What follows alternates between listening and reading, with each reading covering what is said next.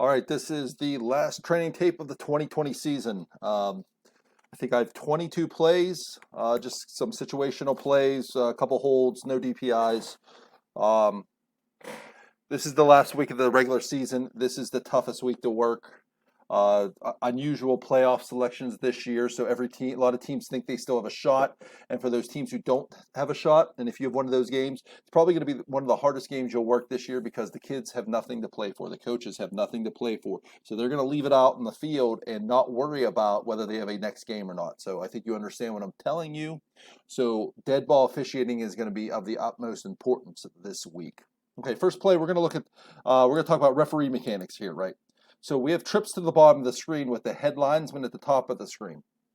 Normally, referees, I know you cheat to the head linesman side because they're the ones shifting downfield and you're going to help them with their tackle. But in this situation, since we have trips to the bottom of the screen where the line judge is, we have to recognize that, referees, and get a little bit wider. Okay, I'd like to see you out about here because you're working this tackle because the line judge is working this person and this person. So I'd like to see you out here. That way you can look at both that tackle and that quarterback and not be able to have to move your head all that much, okay? I like the deepness of the referee here. Deepness, huh? Depth of the referee, but let's get a little bit wider in this situation, okay? In this play, I think it's just a run-of-the-mill. We have a defensive offside and a good call right there. Okay, next play, intentional grounding mechanics.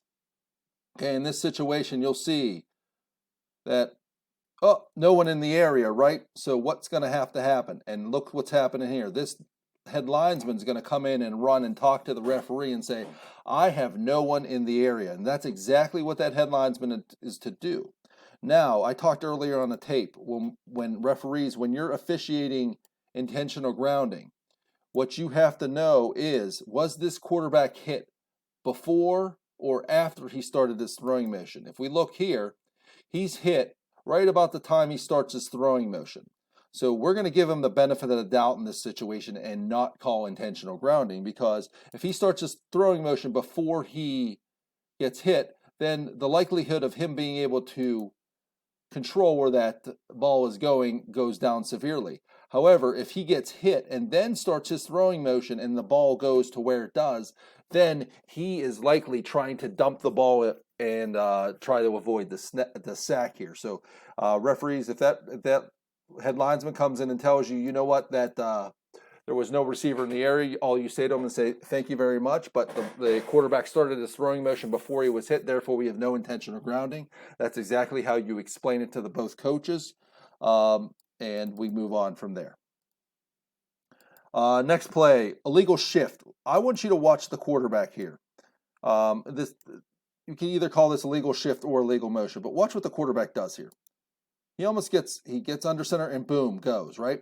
So we're okay. I'm fine with us not calling illegal motion or illegal shift here because he does briefly sit right here. But what I want you to be aware, and this is really for the referee who's going to watch the quarterback up here, what we don't want happening is that quarterback, right, once he puts his hand under center, taking the ball and almost getting a head start moving forward, going on a quarterback sneak here. So if we do have a situation like that where he snaps the ball now and then goes, we're gonna throw a flag and have an illegal motion penalty for him moving forward when the ball is snapped. Okay, and that'll be solely on the referees to make that discretion. Wings, stay out of that. That. Next, we're going to look at illegal motion. We know illegal motion, I just talked about earlier. It's a player going in motion towards the line of scrimmage. Let's take a look at the back here. He goes forward. Is he ever set? Nope. And he snaps the ball. So that's a situation where illegal motion should be called in that situation. Let's take a look at it again. Back comes up. If he gets set, he's okay, but he doesn't ever get set. The ball is snapped. That's a flag for illegal motion. Now let's look at this same back, does a different back, but he does the same thing. Situation here, he goes in forward, but he gets set right before the ball snapped. Okay, so that's a situation where that's a good no call for an illegal shift. But look at those two plays again. He goes up, never really sets his feet. He's still setting his feet when a ball snapped. I don't want us to get real technical on it. That's why I'm trying to show you this. Number 24 goes up. He does get his feet set, although very briefly, and then the ball is snapped. Okay, so the first one is a foul. The second one is not a foul. Next, we're going to look at we have a situation where we have multiple fouls on a play. Okay, and they're both on. There's one on each team. So first, we're going to take a look at the left defensive end here, and let's zoom back here and look at the formation. So we're looking at this formation where the referee is on the right side here, and there's twins to the bottom, and we have two up here to the top. So referee, I know you usually look through, but I think the way this play develops, the play develops to the head linesman side of the field. So as we should be working this, once the referee sees that, he's going to work front side, and then the umpire should go and work backside. And the line judge should, even as the play is going away from him, start to get off these two players who are probably running routes on air and get inside here, because I want you to take a look at the defensive end and what happens with the tackle here. So right away, we have a hand right to the face. Now, if his hand goes to the face and then comes down, we're okay. What we want is a prolonged push or shove in the face. And as you can see here, we're definitely going to have this prolonged shove to the face because he ends up knocking the helmet off of the left tackle. So the left tackle has to immediately stop and cannot continue to play during the down. So what do we have here?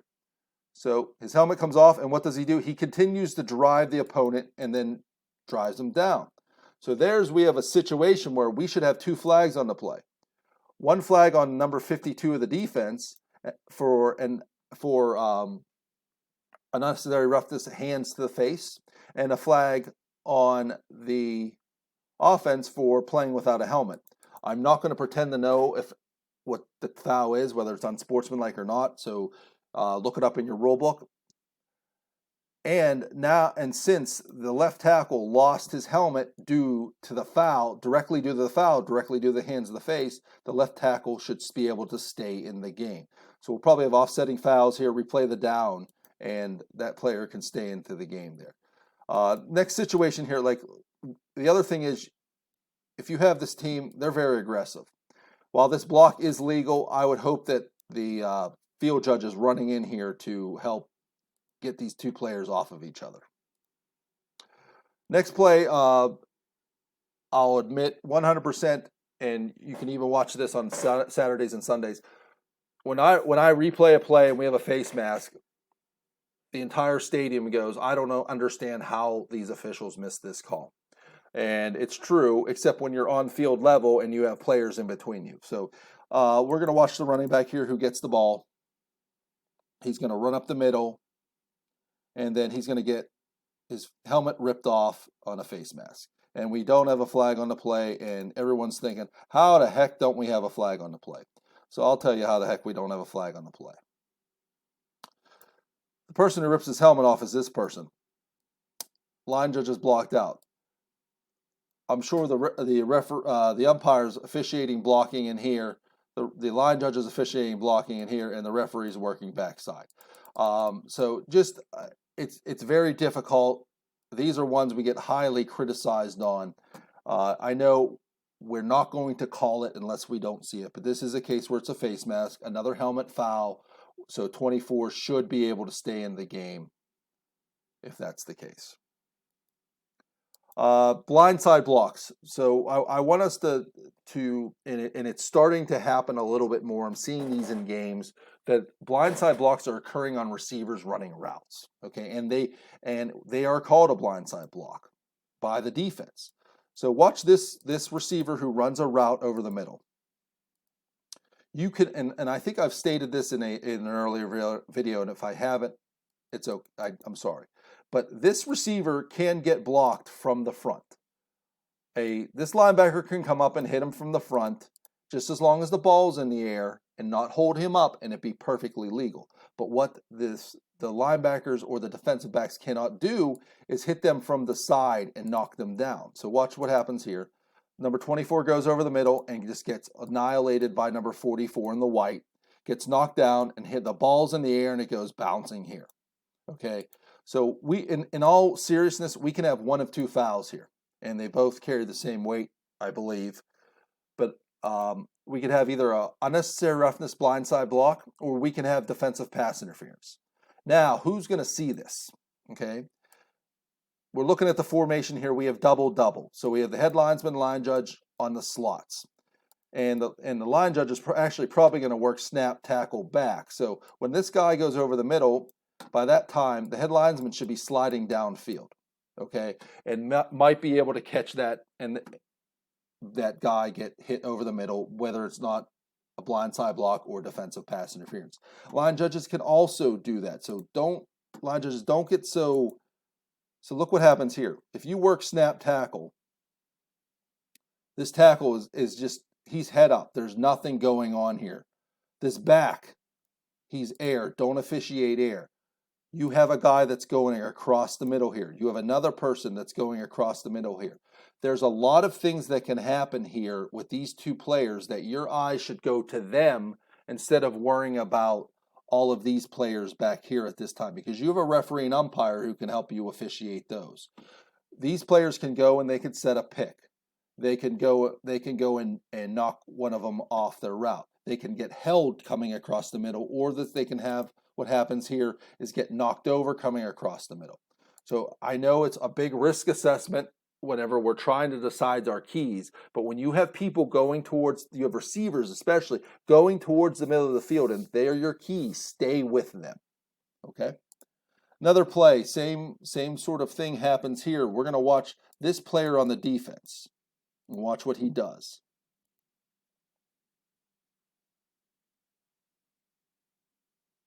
Same situation here. Look, it's almost the exact same route, right?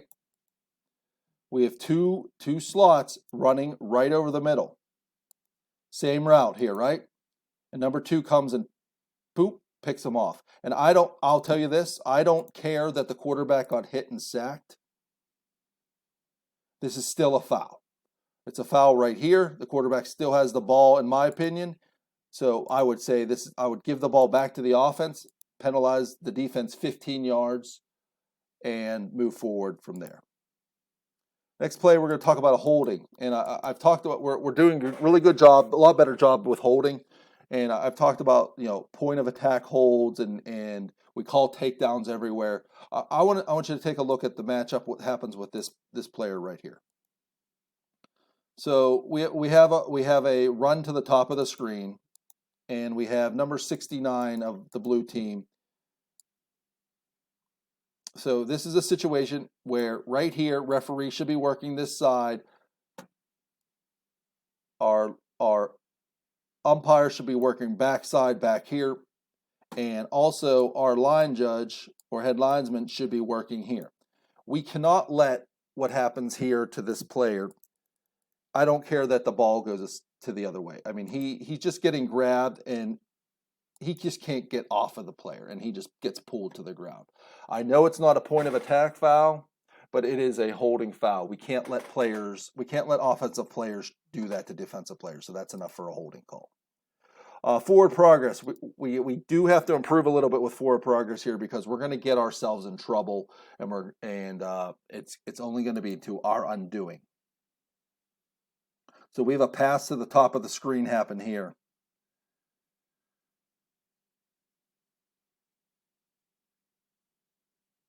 Boop, catch, right? Control, now he's getting driven back, blow the whistle, okay? We have three members of the defense right around that player right now. Only bad things will happen, okay?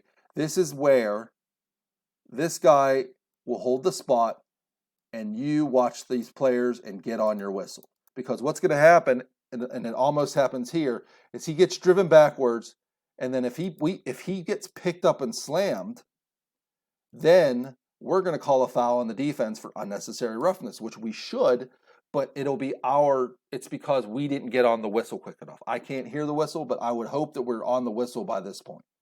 Okay, so let's get a little bit better of recognizing the forward progress. When the runner is stopped, when his voluntary movement is stopped, just start getting on the whistle. Reverse mechanics. So here's a situation where we have a interception and he's going the other way. First, what I want to do is I say that we're not fast enough and we aren't fast enough to catch these players.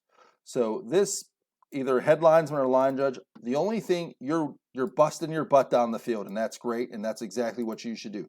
The only thing you should care about is this white line the whole way down the field. Stare at that white line, that's yours the whole way. Now, I want you to watch the hustle of this referee. And I'm not so sure he doesn't beat him to the goal line, because look what happens. I do my best Chris Berman impression, but man, he's booking it. He's almost caught up to him. So referee, what I would like you to do here, especially since the pylon's real close and real involved, before you signal touchdown, you take a look back at your head linesman or line judge who's busting down the field just like I saw him do, and get a head nod or a thumbs up. Okay, because the last thing I want you to do is put your hands up and then he blows his whistle because the runner stepped out about the 4-yard line. Okay, so this is one where you get to the goal line, you take a deep breath because you're tired at that point. You look back at your head linesman, line judge, he gives you the thumbs up, shakes his head, then you go up for the touchdown right there. But great hustle and great job by this crew here. Punt plays, I got a few here.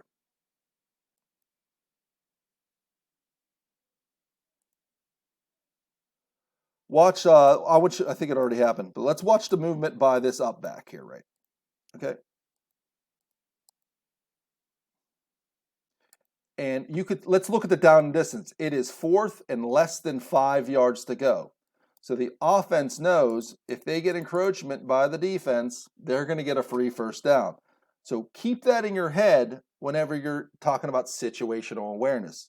Hard counts, crazy stuff. Watch what the up back does. I'm going to tell you this. We get a false start because this person and we have a guy who shifts down abruptly, and we do a good job calling it a false start because it is a false start. However, if these two players just stay in their stance and this up back comes running abruptly up like he does and it causes the defense to get in the neutral zone, we're going to put it on the offense. To me, that is enough of an abrupt movement that simulates the snap. Okay? Person that could help with that is the referee back here, maybe one of the wing officials, but this was well handled by this crew, but I wanted to put this on here just so we can understand a little bit of abrupt movement and a little bit of a situational awareness on punts. Another punt play, and again, why I hate punt mechanics, okay? Watch the flyer at the top. We have a punt to the top of the screen, which I know means the side judge is going to officiate the catch instead of officiate the flyer. So what happens here? The flyer pulls down. It gets pulled down.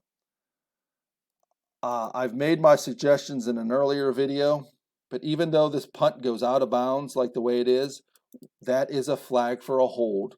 That is during the kick. It's a PSK enforcement. If I'm correct with my enforcement, we'll go from the 50 back to the 40, and they should start their series there. But that is enough for a reverse takedown. Goal line pylon. I've harped on us many times about not leaving the goal line early on kickoffs. And this is a reason why. A lot of times we see this and we think, oh, I'm going to start working up fields. First off, look what the referee's doing. Exactly what we want. Trying to get up behind the runner. Good job, referee. Here. Touches the ball. In the field of play. We have a great wind by, I think, the line judge right there. However, line judge, stay here. Because once that ball's touched, if it goes out of bounds here, it's White's ball at the 1. If it goes out of bounds in the end zone, then we have a touchback. You rule on the goal line. Your referee's not on the goal line to help you. So we want you to be back where the X is. Another little rule of thumb here, if you stay on the goal line and you have a kicker who kicks it in the air, Little thing that helps me, if I'm at the bottom of the screen, if it goes over my right shoulder, it's in the field of play. If it goes over my left shoulder or over my head, it's in the end zone and we have a touchback. Another goal line mechanics play.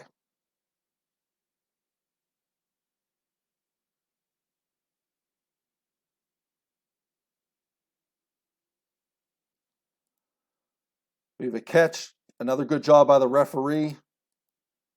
And we have where he runs out of bounds, and we have a lot of players in here. This is a situation where it's okay for you, line judge or head linesman, to get into the area and help separate the players. Your field judge or side judge should come coming down. The wing across the field should be able to get the spot. Again, this is a zip code spot. If you're off by a yard or two, it's okay. It's more important here to get into the sideline and break up any dead ball action with your presence that could happen, because it looks like it's going to get a little bit hairy right there. Next goal line play. Let's fast forward it here.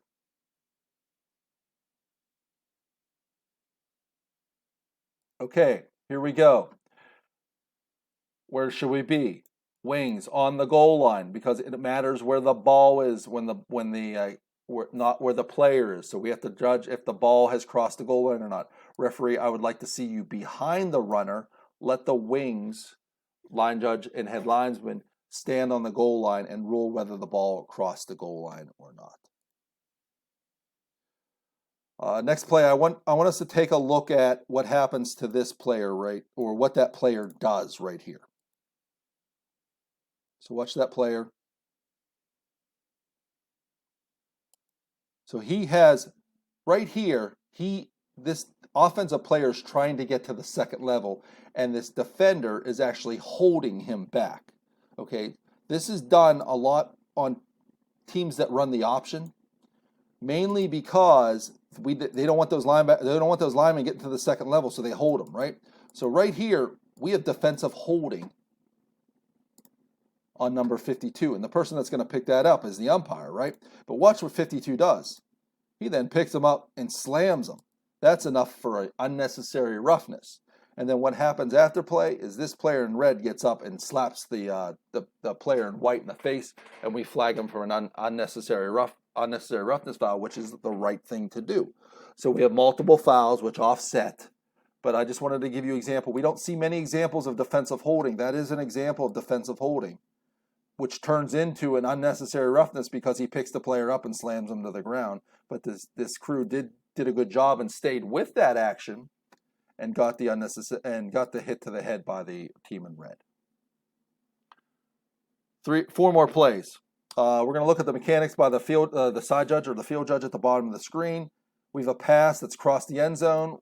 Could the goal line be threatened? He moves back, which we like to have, but what we would really want is just to stay into the white.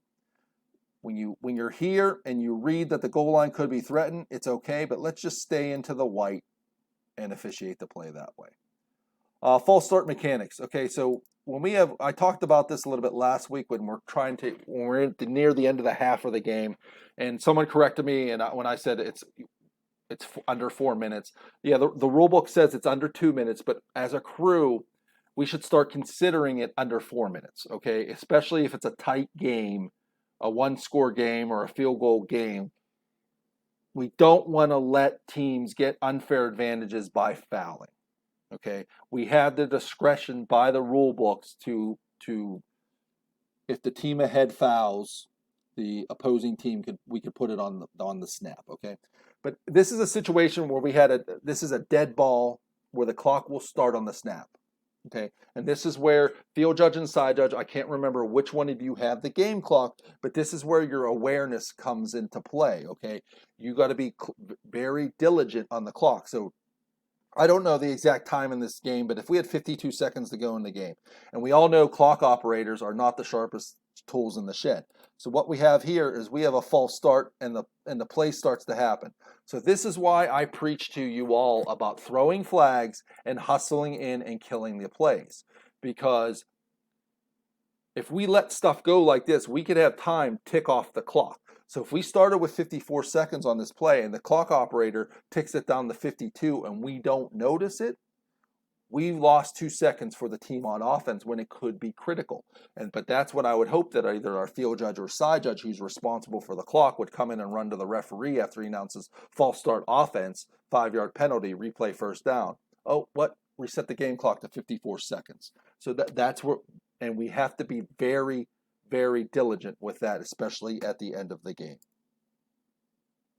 Okay, in this play we have multiple fouls, and I just want to talk about, we're going to look at what happens with these two players. Okay, so we have a foul. Watch the action right here. Looks like a hold. He's getting beat. Oh, he's beat and takes him to the ground. So we should have a flag right there. Okay, we should have a flag right about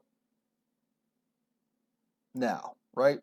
And whether or not we could say it's during the kick, or it could be saying it's during the return. Let's just say this foul is during the kick. Okay. Next, next we're going to let this play a little bit more. Watch what happens here.